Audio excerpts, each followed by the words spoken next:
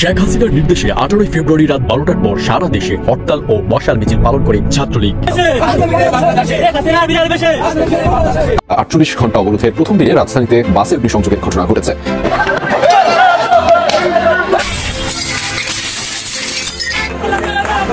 অদ্ভুত একটা ঘটনা দর্শক, আবারও শেখ হাসিনা ভিন্ন রূপে আবির্ভূত হলেন সামাজিক যোগাযোগ মাধ্যমে। পরিস্থিতি এইভাবে চললে সামনে একটা ঘোর অন্ধকার আসছে বাংলাদেশের জন্য। এই প্রথম এতটা লজ্জাজনক, হতাশাজনক একটা ঘটনা ঘটল। আওয়ামী লীগের ইতিহাসে এরকম করুণ অবস্থা অতীতে কখনো ঘটেনি।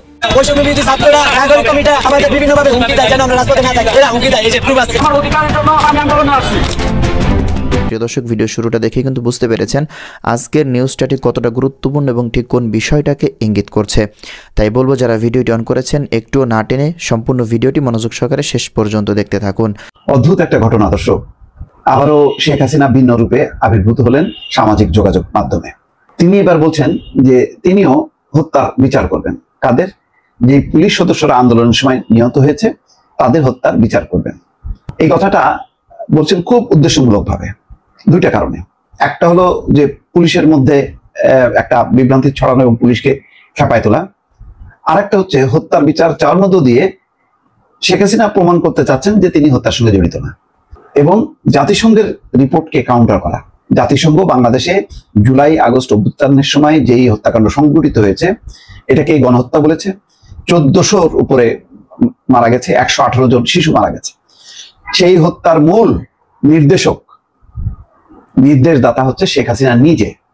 দ্বিতীয় যুগ্মভাবে আছে দুইজন, একজন হচ্ছেন আসাদুজ্জামান খান কামাল, আরেকজন হচ্ছে শেখ হাসিনারই নিরাপত্তা উপদেষ্টা এবং শেখ রেহানার দেবর জেনারেল তারেক সিদ্দিক।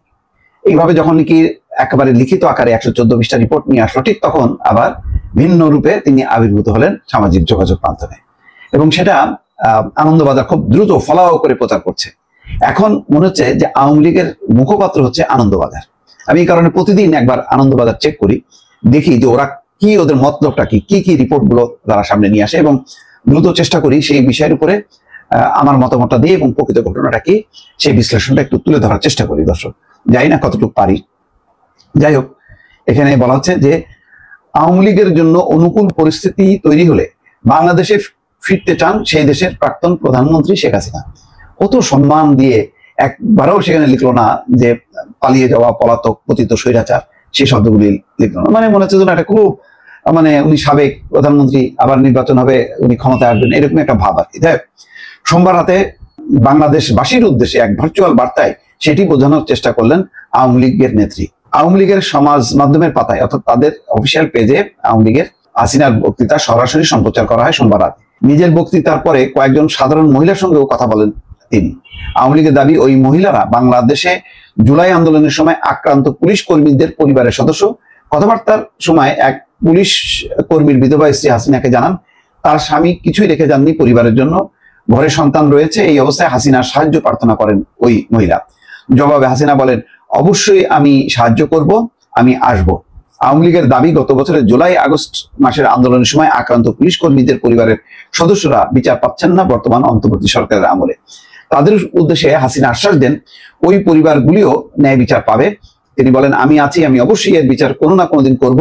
ওরা, অর্থাৎ অন্তর্বর্তী সরকার, যতই দায় মুক্তি দিক, এই হত্যার দায় মুক্তি হয় না, হত্যার বিচার হবে। আমার বাবা মা 3 ভাইকে যখন হত্যা করেছিল তখনও দায় মুক্তি দেওয়া হয়েছিল, কিন্তু আমি তাদের বিচার করেছি, এই পুলিশ হত্যার বিচারও আমি করব একদিন। ওই যে বললাম যে জাতিসংঘের যেই রিপোর্ট, সেই রিপোর্টের পর হাইকমিশনারের প্রধান মহাসচিব ফলকার টুক কি বলছিলেন যে ক্ষমতা টিকিয়ে রাখতে আওয়ামী লীগ সরকার নৃশংস পদক্ষেপ নিয়েছিল। পাশাপাশি একেবারে সেই নির্দেশদাতা ছিল ওই শেখ হাসিনা। এই রিপোর্টটা যখন করলেন তখন তিনি পাল্টা একটা বক্তব্য এবং বলছেন, ধৈর্য ধরুন, অপেক্ষা করুন, যখন আমি দেশে ফিরতে পারবো প্রত্যেকটি পরিবারকে সাহায্য করব, হত্যাকারীদেরও বিচার করব। এই হচ্ছে ওনার বক্তব্য। আবার অপারেশন ডেভিল হান্ট নিয়েও তিনি প্রশ্ন তুলছেন যে কোন শয়তানের খোঁজ চলছে, কে শয়তান, তা নিয়ে প্রশ্ন বাংলাদেশের প্রাক্তন প্রধানমন্ত্রী। তিনি বলেন, এখন শুরু হয়েছে অপারেশন ডেভিল হান্ট। কে ডেভিল, কাকে খুঁজছে? আন্দোলনের সময় ধৃত পুলিশ কর্মীদের পরিবারের পরিস্থিতির কথা তুলে ধরে হাসিনা অভিযোগ করেন অন্তর্বর্তী সরকার দেশ চালাতে ব্যর্থ। উনি ছিলেন সফল, মানে মেরে কেটে গুলি চালায় গণহত্যা করে উনি হচ্ছেন খুব সফল একজন প্রধানমন্ত্রী ছিলেন, এবং বাংলাদেশে এমন 3টা নির্বাচন করছেন যেটা হচ্ছে পৃথিবীর মধ্যে সেরা, নোবেল পুরস্কার পাওয়া। আসলে শেখ হাসিনাকে ওই 3টা নির্বাচনের জন্য 14, 18, 24 সর্বশেষ যে নির্বাচন, এই 3টা নির্বাচনের জন্য ওনারা স্পেশাল একটা নোবেল পুরস্কার দেওয়া উচিত। কি ভুল করছে কেউ বুঝলো না আসলে।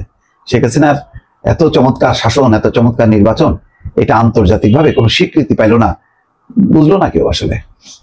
একদিন হয়তো বুঝবে আর কি, তখন আফসোস করবে, এবং পৃথিবীব্যাপী সবাই চেষ্টা করবে শেখ হাসিনার এই 3টা মডেল নির্বাচন অনুসরণ করার জন্য। আসসালামু আলাইকুম, কি অবস্থা, কেমন আছেন ভাই বন্ধুরা? সবাইকে শুভ আপনাদের দেশ অনুযায়ী সময় দিলাম। শেখ হাসিনার মাথায় কি ঘুরছে বাংলাদেশ নিয়ে? চিন্তা ভাবনা করছেন? তাহলে কমেন্টে লেখেন, চাই দিচ্ছেন কেন? সবাই মনে করছেন যে শেখ হাসিনার মাথায় বাংলাদেশ নিয়ে একটা ষড়যন্ত্র ঘুরছে। কি সেই ষড়যন্ত্র? এই সরকারকে অস্থিতিশীল করা, বাংলাদেশকে বিপদে ফেলা, যে কোনো একটা বড় ধরনের মানে ঘটনা ঘটানো। এর মাঝখানে যুক্তরাজ্য আবার একটা নোটিশ পাঠাইছে বাংলাদেশে তাদের নাগরিকদের জন্য, যে বাংলাদেশে এই ফেব্রুয়ারি মাসে আপনার বড় ধরনের একটা ঘটনা ঘটবে, বড় সমাবেশের ঘটনা ঘটতে পারে, সন্ত্রাসী হামলা হইতে পারে, যে কোনো একটা ঘটনা ঘটবে। তো এরকম প্রেক্ষাপটে বিএনপির সিনিয়র যুগ্ম মহাসচিব রুহুল কবির রিজভী বলছেন যে শেখ হাসিনার ভয়ঙ্কর পরিকল্পনা আছে, আর এই পরিকল্পনা নিয়ে তিনি উৎপেতে আছেন। উৎপাতা মানে কি বাংলা শব্দ অনেকে জানেন তো? শিকারের অপেক্ষায় থাকা। যেমন ধরেন আপনার একটা বিড়াল আছে বাসায়, তা একটা ইঁদুর ওই যে আলমিরার নিচে দিয়ে দৌড় দিতে নিছে, বিড়াল কিন্তু উৎপাতে আছে, কখন এটা সামনে আসবে ঘপাস করে ধরে ফেলবে, তো টুস করে ঢুকে ফেলার মানে এরকম না, হয়তো বা অন্যরকম। তো রিজভী সাহেবের কাছে আবার এটা মোটামুটি একটা ভালো তথ্য আছে। তিনি বলছেন এটা ডক্টর ইউনূসকে ভয় দেখানোর চেষ্টা করছেন কিছুটা। কেন আমরা বললাম? দ্রুত জাতীয় নির্বাচন দিয়ে সেই ষড়যন্ত্রকে নস্যাৎ করতে হবে। এখন কি সেই ষড়যন্ত্র যেটা নির্বাচন দিলেই নস্যাৎ হয়ে যাবে, সেটা রিজভী সাহেব জানেন। বাট ইউনূস সাহেব সহ শুরু করে সারা বাংলাদেশে একটা ব্ল্যাক ম্যাজিক চলে, এটা হচ্ছে শেখ হাসিনা।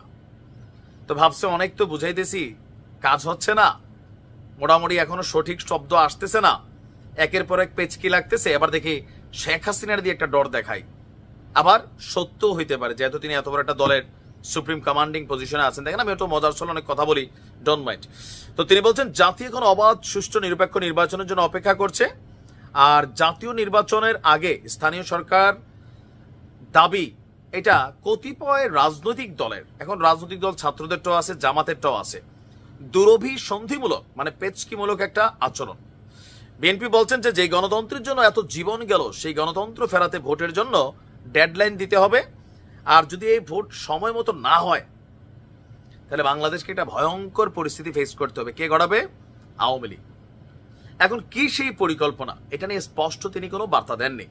তবে বিভিন্ন সময় আমরা আমাদের বিভিন্ন রাজনৈতিক নেতাদের মুখে, যারা নির্বাচনকে খুব দ্রুত চাচ্ছেন, তাদের মুখে কিন্তু আমরা শুনি যে যে কোনো সময় দেশ অস্থিতিশীল হতে পারে, আর এই সরকারের এই ক্যাপাবিলিটি নেই, আইন শৃঙ্খলা বাহিনী তাদের ব্যালেন্সে নাই। সো যে কোনো একটা বড় ঘটনা ঘটলে এটার দায়ভার কিভাবে হবে বা এটা কার উপর দেওয়া যাবে। আবার কোন সময় ভারতের খেলায়, যেহেতু ট্রাম্প এক ধরনের কথা বলছেন যে বাংলাদেশ ইস্যুটা নাকি ভারতের দিয়ে দিছে, তো একটা টেনশন তো বিএনপির মধ্যে আছে যে হুট করে আবার কোনো পরিস্থিতির প্রেক্ষাপট চেঞ্জ হলো, শেখ হাসিনা বাংলাদেশে ঢুকে গেল, এটাও হইতে পারে, অথবা একটা গৃহযুদ্ধ লাগে যেতে পারে, আওয়ামী লীগ যে কোনো একটা বড় ঘটনা ঘটাইতে পারে, তখন তো নির্বাচনের অবস্থা আবার উল্টাই যাবে, সামরিক শাসন আসতে পারে, এই সরকার আরো শক্ত করে বসতে পারে। সো নির্বাচনটা জরুরি। আর যদি না দেয় নির্বাচন, বাংলাদেশে একটা ষড়যন্ত্র তত্ত্ব বা একটা বড় বিস্ফোরণ বা সামহাও কিছু একটা ঘটানোর জন্য শেখ হাসিনা বসে আছেন। আপনার কি মনে হয়, তিনি কি এরকম বসে আছেন নাকি অপেক্ষা করছেন প্রত্যাবর্তনের জন্য? ভালো থাকুন, আসসালামু আলাইকুম।